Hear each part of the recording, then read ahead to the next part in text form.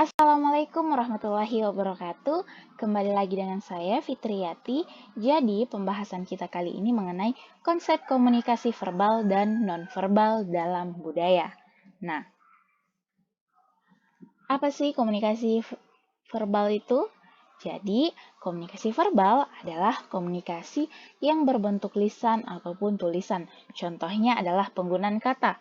Komunikasi verbal berupa kata-kata yang diucapkan langsung, bisa dilakukan secara langsung atau face to face, atau dengan perantara media. Contoh berinteraksi menggunakan sosial media atau telepon genggam. Sedangkan komunikasi verbal yang melalui tulisan bisa dilakukan menggunakan media seperti surat, postcard, chatting, di sosial media, dan lain sebagainya. Nah, sedangkan komunikasi nonverbal. Jadi, komunikasi nonverbal adalah komunikasi yang tidak menggunakan kata-kata. Contohnya, menggunakan bahasa tubuh seperti mimik wajah dan gerakan tangan, bahkan intonasi suara dan kecepatan bicara.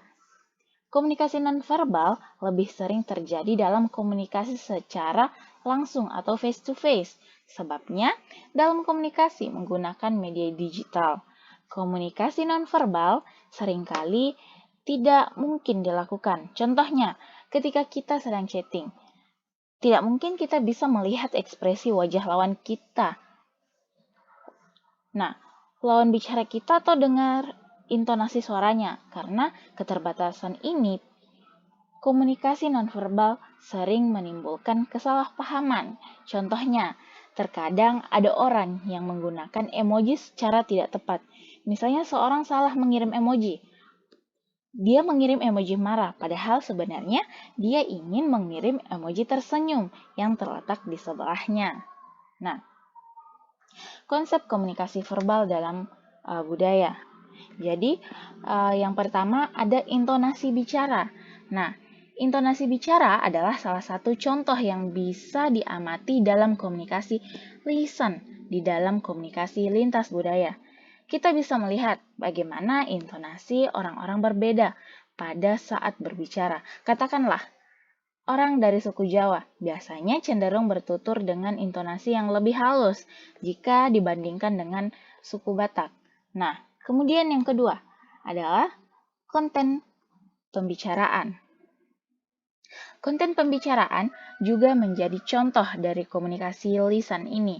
Sebagai contoh, sekelompok orang dari budaya tertentu mungkin akan lebih tertarik membahas mengenai kebudayaan mereka dibandingkan dengan mendengarkan orang lain atau hal-hal menarik lain yang ada di sekitarnya.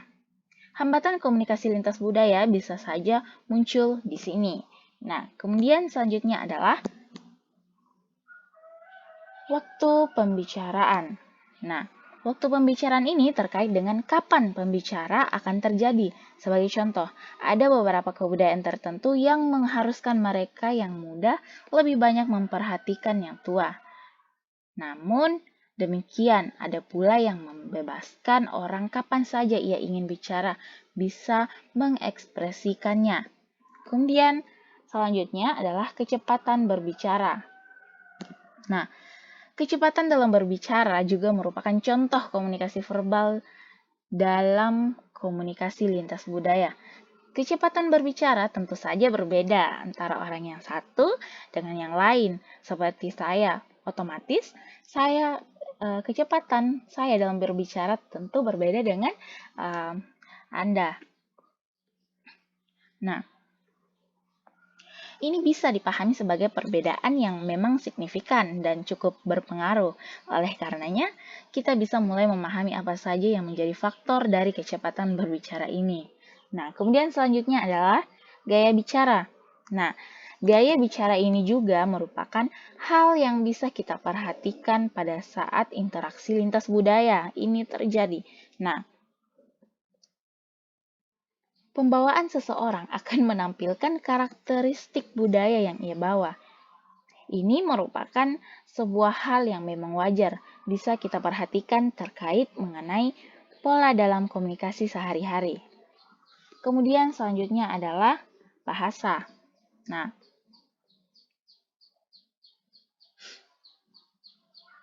Bahasa juga tentu saja menjadi perbedaan dalam komunikasi lintas budaya jika ditinjau dari aspek komunikasi verbal. Perbedaan bahasa kadang-kadang dapat menjadi kendala sehingga diperlukan semacam interpreter atau penerjemah dari bahasa ini. Nah, kemudian selanjutnya adalah kontak.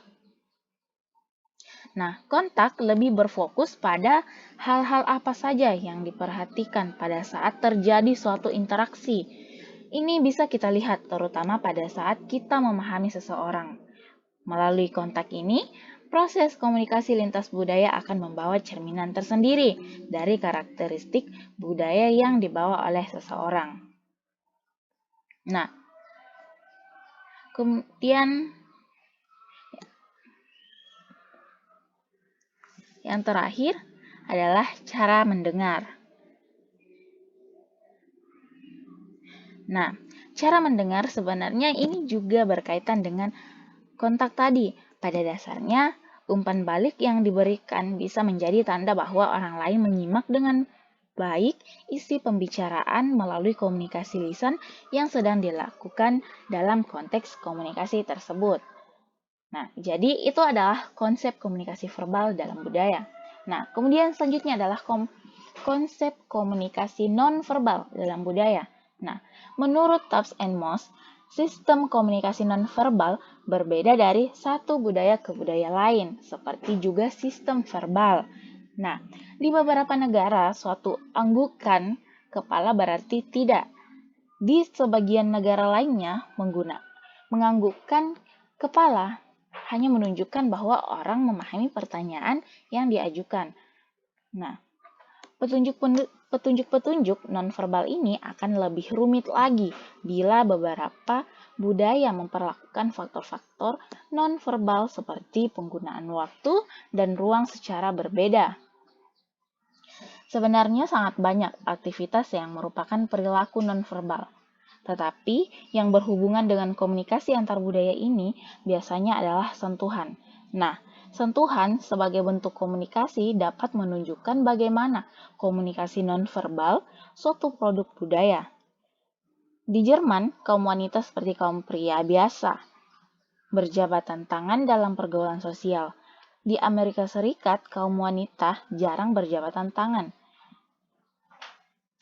Di Muay Thai, orang-orang tidak tahu berpegangan tangan dengan lawan jenis di tempat umum dan memegang kepala seorang merupakan suatu pelanggaran. Oke. Nah,